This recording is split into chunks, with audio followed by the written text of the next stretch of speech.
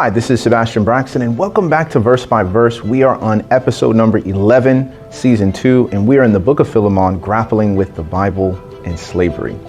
Now, Paul turns to Philemon and says, the reason why, even though I wish to keep him, and I wanted to keep him, he says, but without your consent, I wanted to do nothing.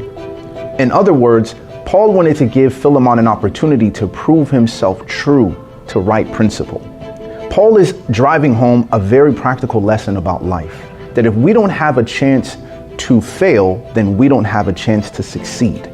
He says, I didn't want it to be without your consent, meaning I wanted it to be voluntary, not by compulsion, as it were. Because if I kept him in Rome, 2,000 kilometers away, what could you do to stop that?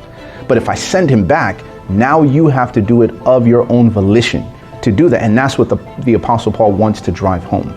For you and I, we have to look at life in this very simple way. Whether you're raising children, whether you're running a business, or whether you're trying to train someone in a fitness competition, you have to look at it and say, if they don't have a chance to fail, then they don't have a chance to succeed.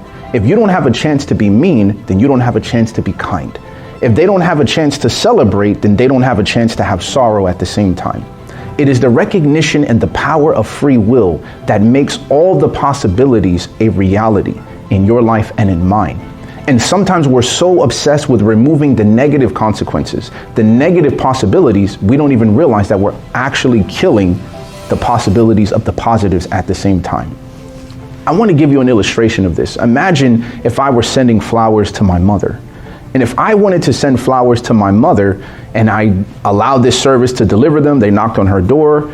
And as they knocked on the door and gave her the flowers, my mom would not hug the person who gave her the flowers. And the reason for that is he's just doing his job. He's doing it by compulsion, not because he loves my mom or wants to brighten her day, but he's doing it because he's like, I get paid $9.95 an hour to do these deliveries. My mom is the one that's going to call me. And when she sees me, she's going to give me a hug and say, thank you so much for the flowers, because I did it voluntarily. I did it of the own desire and volition of my own heart.